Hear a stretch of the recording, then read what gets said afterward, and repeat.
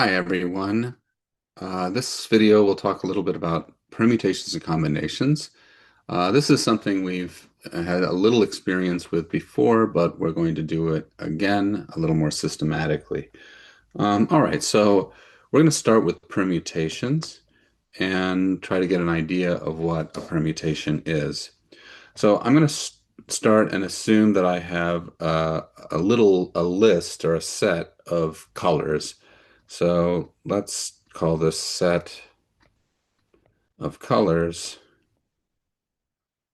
um, C, and let's see what the colors can be. So I'll have blue, I'll have red, green, orange, and pink. So my set will have 5 different colors, and we'll start from there. So now what do I want to do? I'm going to say a permutation. I'm going to talk about a permutation of length 3 and say what it is. So a permutation, maybe we'll start with a general permutation on a set of, with R elements,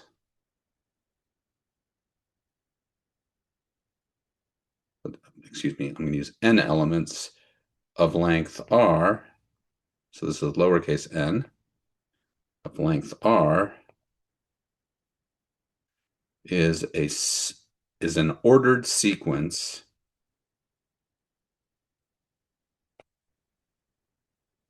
of n, pardon me, of r distinct elements from the set. From the set. Okay. So let's see if we can't parse this in this case. So what are the permutations? So we'll list the permutations of length 2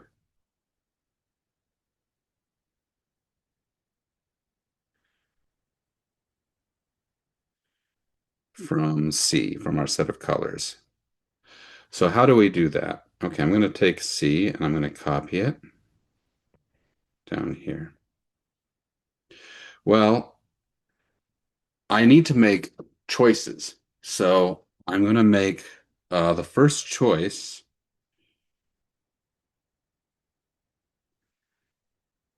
And remember, these are ordered. So there is a difference between just grabbing 2 colors out and choosing one and then another. The first choice will be um, one of my colors. So I have how many possibilities? Well, I have a blue, a red, a green, um, and a orange, and a pink. And now uh, I go to my second choice. So my first choice, I had 5 possibilities. I'll just write down the word 5 or the number 5. And my second choice, what happens here? Well, if I've chosen blue, I can only choose one of the um, remaining colors. So red, green, orange, or pink. If I've chosen red, then I can only choose from this list, the blue, green, orange, or pink. If I've chosen green, then it's blue, red, orange, or pink, right? So what I'm trying to say is there's a different collection of choices depending on what I've chosen the first time around. However, in each case, um, I'm going to choose one of the 4 remaining colors. And I'm not going to list all of those out, but my point is that in the second choice, no matter which one I've chosen of the first choice, I have four possible choices. And so uh, in total, what I'll have are five times four possible permutations for 20. Now, I didn't actually answer the question of listing all the permutations of length 2, so let's go ahead and do that though. So if I wanted to list them, I'm going to have 20 possibilities, and I can just go ahead and start with I can start by enumerating them as I was going to a second ago. So I'll take this, I'll duplicate it, and then here we can see that we'll just duplicate this, duplicate this. Actually, I think what we can do here to make things quicker is duplicate this exactly four times,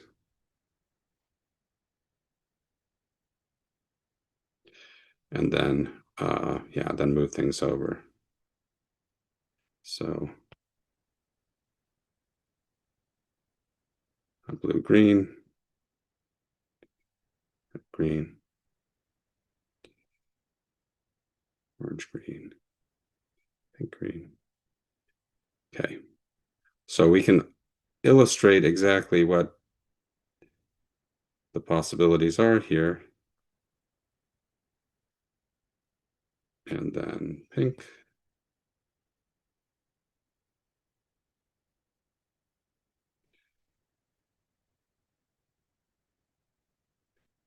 Okay, great. And we need blue for the first one.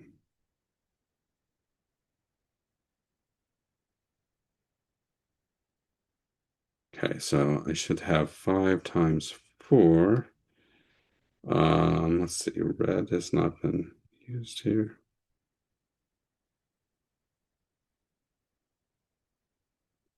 There we go. All right. So um, this should give me all of my possible permutations. If you look in any particular row, the first letter starts with uh, um, our first choice, and then the different four possibilities will then occur in the columns. So we do get 20 different possible permutations, and this is essentially how permutations work in general. So if we want to count the number of permutations of length r on a set with n elements, we get, we obtain the following notation, which is P n r. This is a number, and it indicates the number of such permutations. And the way we calculate it is very similar to what we just did. We have a first choice, and the first choice is we choose the first element that we're going to take out of our set, and there are n possible choices there. But now we've removed one element from this set of n um, uh, colors or whatever we have, and there are now n minus 1 remaining elements. So you have n minus 1 choices or n minus 1 possibilities for your second choice. You choose one of those n minus 1, you remove it, and now your set has one less element. So instead of having n minus 1, it now has n minus 2. And you make a third choice and you remove that element, and so on and so forth until you've removed uh, well, not quite R. Okay, so if you If you removed R, then, well, okay, so how many choices have we had here? So we need to choose, uh, um, we've made one choice here. Oops. We've made one choice here, two choices here, three choices here. And so at this stage, um, you'll have made R choices. Um, so even though the plus one is because it's always sort of a one difference from the number of choices that you've made. So for example, if you wanted to choose one, you would have n possibilities. And so this would go to n minus one plus one, which is just n. So this is the number. So if you didn't like that explanation, I apologize. I stumbled over a few different words there. But one thing you want to come out of this discussion with is this formula.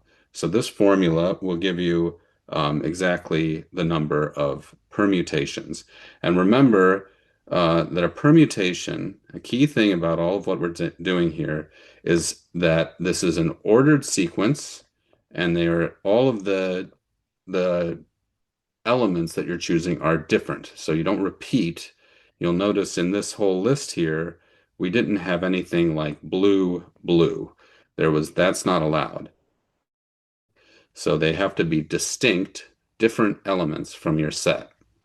Um, and then they're ordered. So in particular, this is different than this because pink comes first in this guy, and pink comes second in that guy, even though it's the same two colors. So the order matters for permutations. When you see permutations, you should think ordered, and vice versa.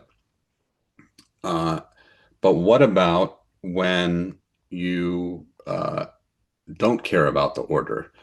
So if you don't care about the order, you get a new type of a number called a combinations or the number of combinations. This number comes up in a lot of different areas of mathematics, but I won't bother you with all of that right now. But you can kind of see how you would count this number. So let me first talk about this number. So um,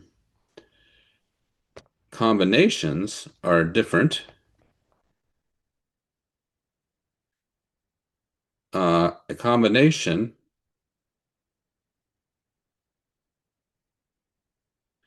of k elements, I'll say actually, let me use those same letters, r elements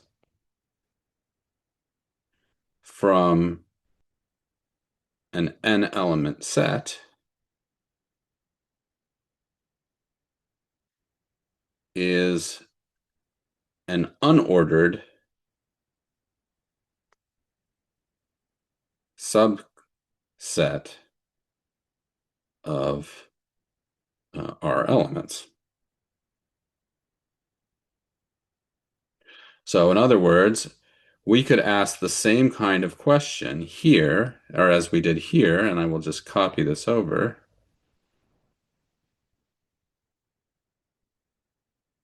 Um, but this time, instead of permutations, we'll ask the question about combinations. So we'll list all of the combinations of length 2 from C. Well, how are we going to do that? Well, we're going to say, okay, let's take a look. There's a lot if we don't care about the order at all here, there's actually some repetition. So uh, let me circle uh, BR, and I'll just circle all of these, all of the ones beginning with B. Okay, so now I've got all of the blues, all of the sets with blues circled, which means these all don't need to be there because I've just switched the order, right, um, of my colors by doing that. So now look at all of the ones with red but not blue. They occur in this guy. And so now I don't need any of these guys that have red in them because, again, I've just switched the order. Now look at those with green and without blue or red. There are these two. Well, I don't need these two guys. And then finally, look at this last one, orange and pink. I don't need that guy. So if you take a look and you see those that I've crossed out versus those that I've circled, you'll see that they're half and half. And so in fact, in this case, the number of possibilities is just P5 2 divided by 2. Okay. In other words, uh, I've got half of the number of permutations. All right. So let's say I was asking the same type of question, but now I was asking this for three colors. So so if I listed out, this is going to be a long list of well, I guess it's going to be 60 possibilities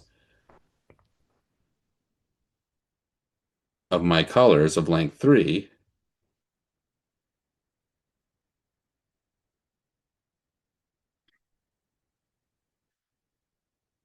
Um, I'm not going to write all of these out, but you can imagine I will have one where I have just say blue, red, and green, and then I'll have all of the different ways, if I'm listing the permutations, that I could reorder these three colors.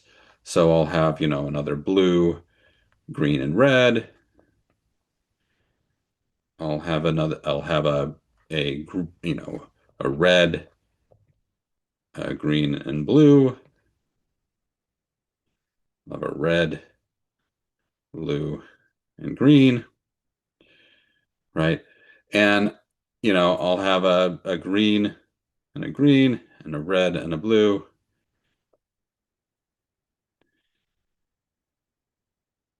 And finally, I'll have a blue and a red.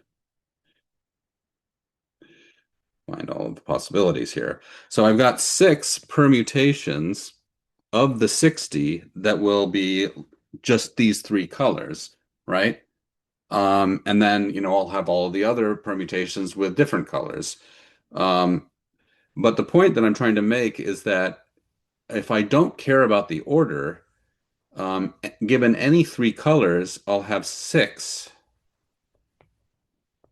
possibilities because I can reorder those 3 colors in 6 possible ways. And so what I'm trying to say here is that the number of combinations in this case will equal the number of permutations, P 5, 3, divided by 6. Now, the number of ways that I can rearrange 3 colors is also 3 factorial. So this is P5, 3 over 3 factorial. And by the way, this is 2 factorial. And this idea of basically saying, well, the number of combinations is in fact equal to the number of permutations divided by the number of ways of reordering um, those R different elements that you've ordered. That's an idea that works, and it gives us a formula for the number of combinations. And so I'm going to state that formula now. So the number of combinations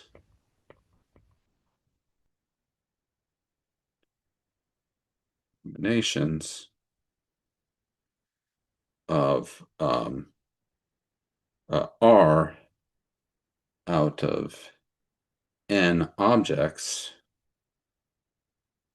well, it's denoted by C instead of P, and it's C and R. And this is one of many different notations. There's several other notations that you might run into for this, but we'll use this notation.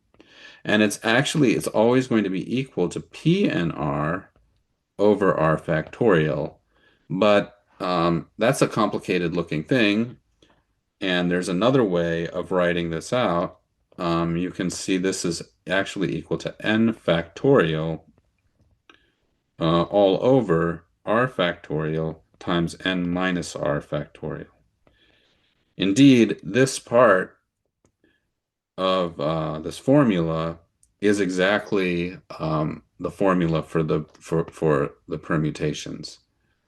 So if you think about it, you can go up to the formula for permutations and and see that. So let's rewrite this. This is also so this is what I wrote here is just fine, but there's another formula for this that where you could write this as n factorial over n minus r factorial. So this is an alternative. They're the same formula, but it's just an alternative expression. Okay. All right. So these are two formulas that you should have in your notebook or in your on your sheet for the exam. They're both very useful, um, and and we'll see why. So before moving on to some questions about probabilities, let's see some applications of combinations and ones that will sort of help us as we go. So um, one question you could ask, so some problems and solutions that we could ask with combinations. So you could ask something like, uh, how many five card draw hands are there?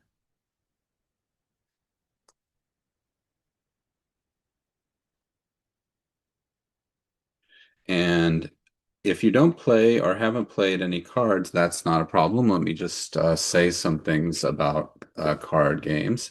So a deck of cards, standard deck of cards without wild uh, cards, has exactly 52. Um, so here's an answer. Let's call this question one. Let's say answer one. Um, so a standard deck has 52 cards.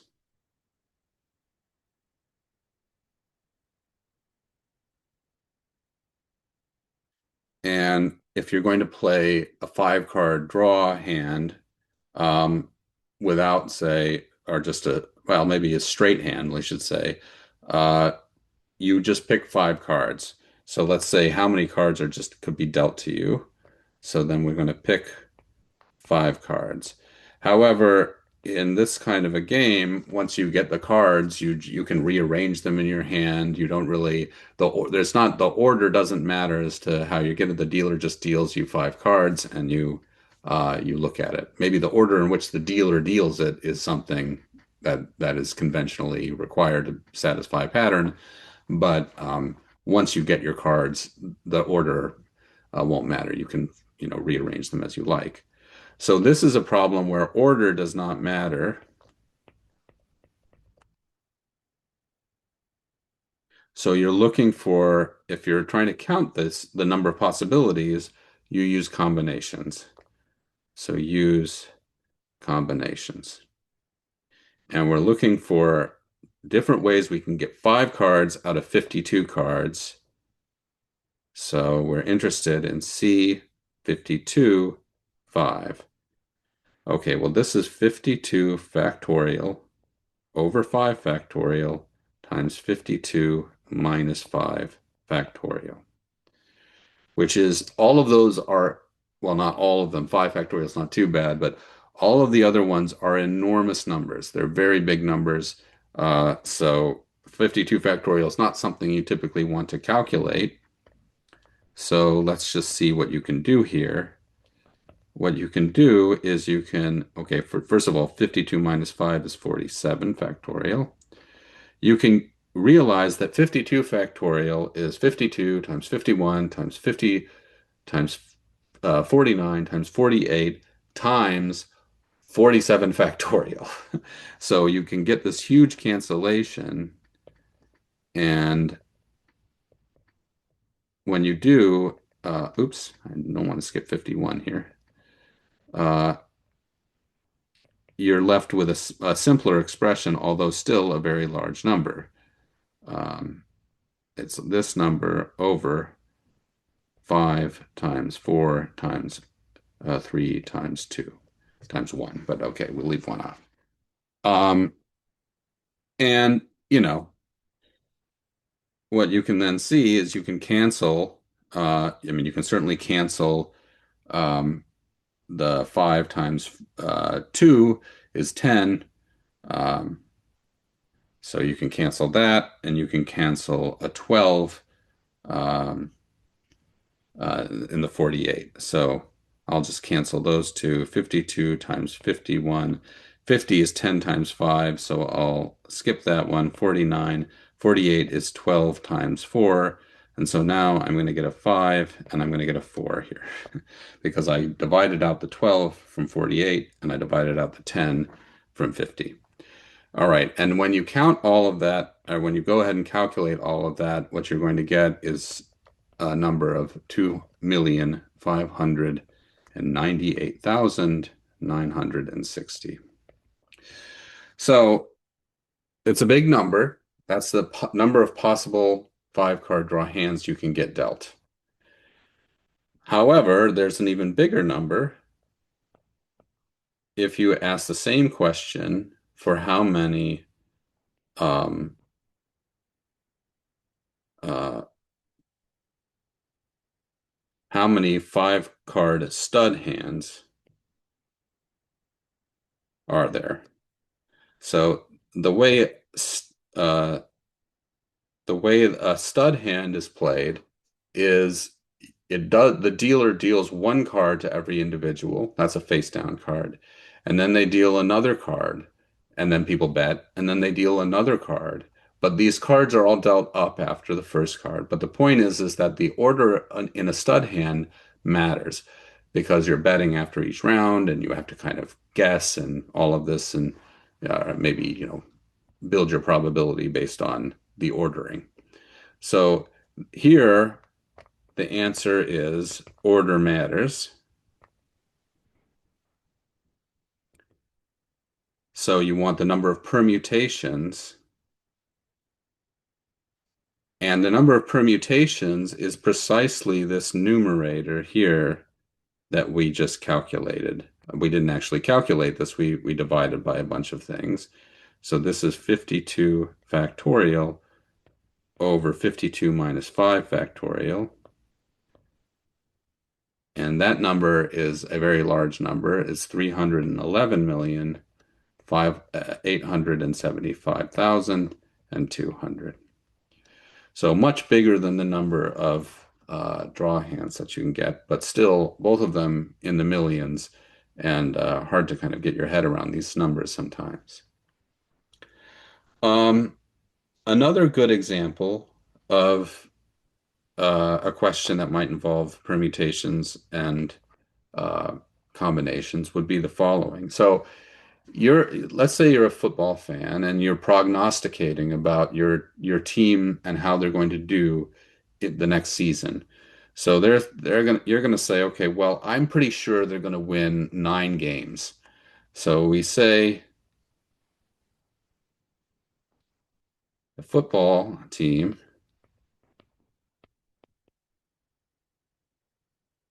wins 9 games out of a 12-game season.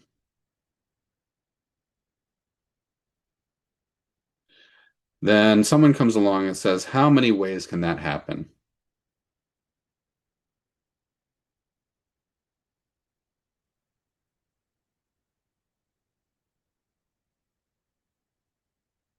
Okay, so how many ways can this occur? And the answer here, although it's not clear, I think when you first look at it, it is actually a combination type question. So you can, and how does it work? Well, you recall the number of possible um, outcomes of your season can be sort of enumerated as, okay, you have a first game, second game, third game, fourth game, fifth, sixth, seventh, eighth, ninth, 10th, 11th. Sorry, I'm gonna have to give myself more room here. And 12th. And what do you need to do to find one of these uh, nine game nine game win seasons? Well, you need to choose nine games out of the 12 that you're going to win. So you can choose, like, say, something like that. That's nine games. Now, the order in some way matters, but really the fact that I'm just choosing the games that I've lost, say, or sorry, I'm choosing the games that I've won. So once I've chosen those, I don't really care about whether or not they're written, in order or not. They're the ones that I've lost. So really here, what you're looking for is you're looking for all of the different ways to choose nine of the numbers 1 through 12 out of the 12.